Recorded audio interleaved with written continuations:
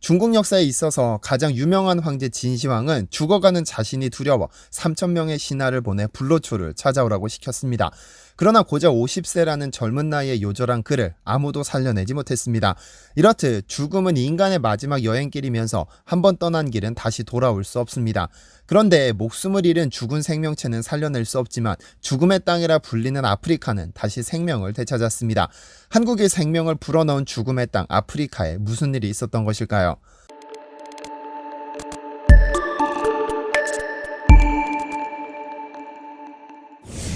안녕하세요, 디스멘터리입니다.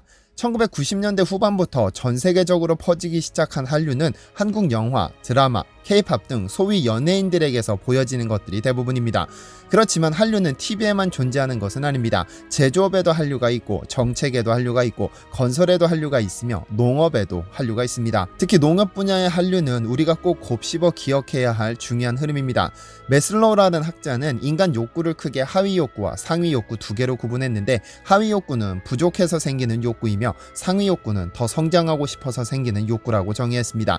그리고 이를 다시 5단계의 욕구로 세분화했죠. 그중 가장 기본이 되는 욕구는 생리적 욕구로서 의식주 등 생명을 유지하기 위해 필요한 욕구입니다. 이 욕구가 충족되면 안전하고 싶은 욕구, 사회적 존재가 되고 싶은 욕구, 존경받고 싶은 욕구, 자아를 실현하고픈 욕구로 발전하게 되는데, 하위 욕구가 만족되지 않으면 상위 욕구를 포기하는 특징을 갖습니다. 그러니까 아무리 자아 실현을 위해 신부가 되고 스님이 됐어도 먹을 것이 없어진다면 먼저 먹을 것을 찾아 나선다는 것이죠. 이렇듯 인간에게 식량은 생존을 위해 반드시 필요하죠. 농경사회로 진입하면서 인간은 정착이 가능해졌고 토양에 씨앗을 뿌려 농작물을 자급자족하기 시작했습니다. 하지만 그렇지 못한 대륙이 있습니다. 바로 아프리카죠.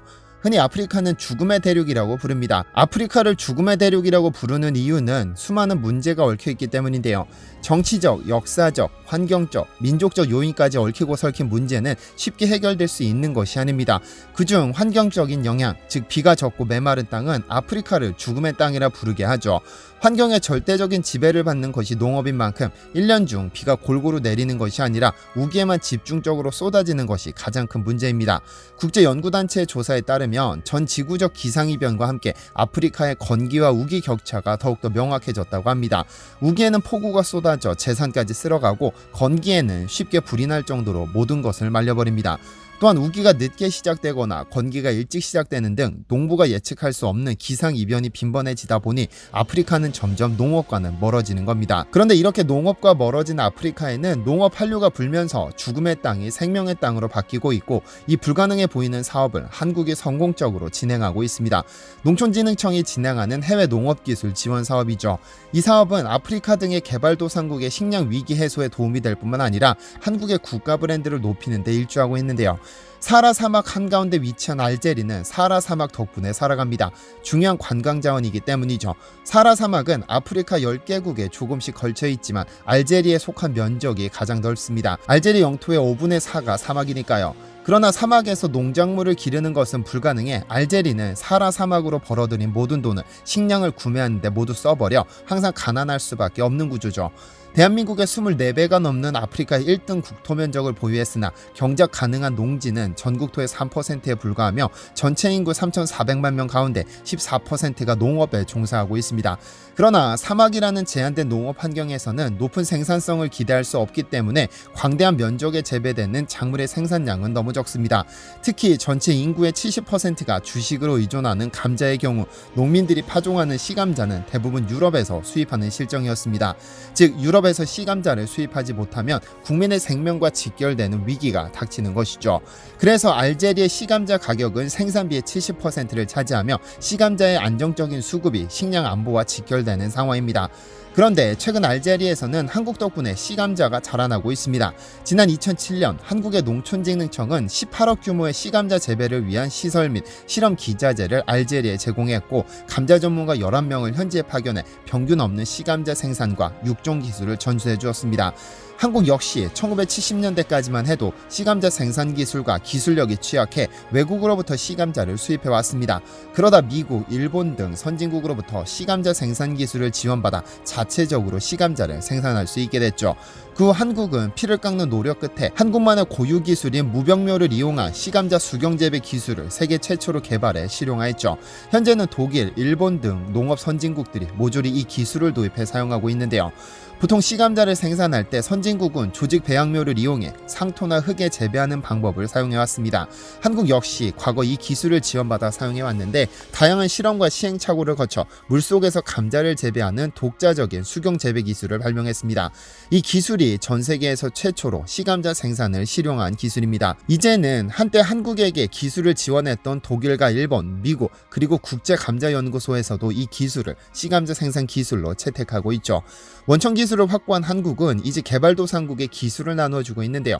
대표적으로 알제리가 있습니다. 알제리 씨감자 지원 사업의 핵심은 병균에 전혀 감염되지 않은 감자 식물체를 병균 하나 없이 깨끗한 물속에서 재배함으로써 병이 없는 씨감자를 대량으로 생산하는 것입니다. 이 기술은 영양액으로 사용되는 물이 좋지 않거나 씨감자 재배 환경에 적합하지 않으면 불가능한데요. 농촌진흥청은 사하라 사막지대에 근접한 씨감자 생산단지 수지를 정밀 분석해 사실상 수경 재배가 불가능했던 수지를 새로운 물질을 투입해 재배에 적당한 양액으로 개선해냈습니다. 더불어 여러 차례에 걸친 시험 재배와 환경 제어 시설의 설치를 통해 감자 재배에 최적 환경을 만들어냈죠. 사실 알제리는 국토의 대부분이 사막이기 때문에 알제리에서는 씨감자 생산이 불가능하다는 일반적인 생각을 바꿔버렸고 불가능한 생태 환경을 한국인 특유의 집념과 절박함으로 극복해냈습니다. 이렇게 알제리에 제공된 씨감자 기술 덕분에 기존에 10개밖에 달리지 않았던 감자가 30개로 증가해 생산성이 3배 이상 증가했습니다. 이런 덕분에 2009년 이후 매년 5만 개의 씨감자가 생산되어 알제리의 식량 문제를 해결해 주었죠. 이렇게 한국의 원칙적인 씨감자 생산 기술 덕분에 씨감자 생산량이 늘자 알제리 정부는 한국의 바짓가랑이를 붙잡기에 이릅니다. 이제는 정부가 먼저 나서서 후속 사업을 애타게 요청하기에 이른 것이죠. 왜냐하면 씨감자 사업이 불러온 경제적 효과가 상당하기 때문입니다. 농촌진흥청의 조사 결과에 따르면 미래이은 알제리의 제2의 식량으로서의 지위를 갖는 씨감자 31만 톤이 해결되며 경제적 효과가 무려 1조 9천억 원에 이르기 때문이죠. 그러나 사하라 사막의 관광을 주된 수입원으로 하는 알제리지만 외국인 관광객들이 방문하기에 그리 친절한 곳이 아니기 때문에 관광 수입이 한정적입니다. 이런 상황에서 무려 1조 9천억 원이라는 문제가 해결된다면 알제리는 새로운 사업을 구상해 볼 여력도 생기는 것이죠. 그러나 농촌진흥청의 이런 노력에도 불구하고 알제리에서의 지원 사업은 쉬운 일이 아니었습니다. 알제리 씨감자 지원 사업은 정치, 경제, 사회, 문화, 종교, 인종이 다른 북아프리카의 무슬림 국가에서 수행된 것인데요. 엄청난 예산과 기술력을 투입해 거의 무료로 지원하고 있음에도 사업 추진을 위한 행정 지원이 매우 더디고 어려웠습니다. 때로는 기술자들이 신변의 위협을 느끼기도 했죠. 따라서 추가 사업을 구상하던 알제리 정부는 군인과 경찰까지 대동해 이들을 경호해 현장으로 이동시키기도 했습니다. 뿐만 아니라 알제리에서 확보하기가 불가능한 시설물은 100% 한국에서 공수해 왔는데 이런 자재가 수개월 동안 통관이 안 되는 것은 물론 겨우 통관되어도 운송 중에 도난당하기 일쑤였죠. 이런 어려움에도 불구하고 씨감자 사업이 성공할 수 있었던 것은 한국인이 가진 열정과 사명감 때문이었습니다. 처음 한국이 알제리의 씨감자를 지원하는 사업을 이야기했을 때 알제리는 반신반의하며 믿지 못했습니다. 왜냐하면 그동안 수많은 선진국들이 원조라는 명목으로 알제리가 가진 지하자원에 더 큰 욕심을 부려왔으니까요. 하지만 한국인들은 황량한 사하라 사막의 모래폭풍과 싸우며 어려운 여건을 극복해냈고 최첨단 온실 시스템까지 선보였을 때 비로소 믿음의 눈길을 보내왔죠. 무엇보다 한국에서 파견된 전문가들이 밤늦게까지 연구에 매진해 마침내 씨감자 생산에 성공하자 완전한 신뢰를 보이기 시작했습니다. 자칫 잘못했다가는 이대로 굶어 죽을지도 모르는 위협을 느낀 것입니다. 이후로 알제리 정부는 제발 후속 사업을 추진해 달라면서 먼저 나서서 사업 예산을 별도로 편성하고 토지를 확보하고 인력을 확충하는 등 매우 적극적인 자세로 임해왔습니다. 알제리에게는 슬픈 역사가 있습니다. 132년이라는 시간을 프랑스의 식민 지배를 받다가 1962년에야 간신히 독립을 이뤄냈지만 독립 후 이어진 내전과 사회주의 시스템으로 인해 프랑스의 흔적을 지원할 만큼 경제력을 키우지 못했습니다.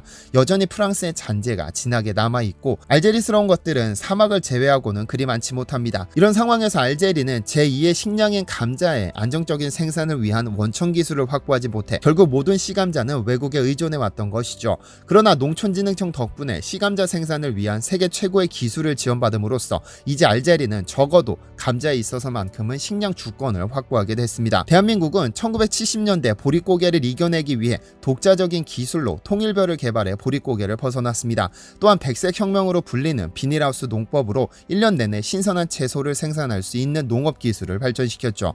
아프리카 국가들은 기아로부터 탈출하기 위해 대한민국의 경제성장에 크게 기여한 농업 분야의 발전에 주목하고 있습니다.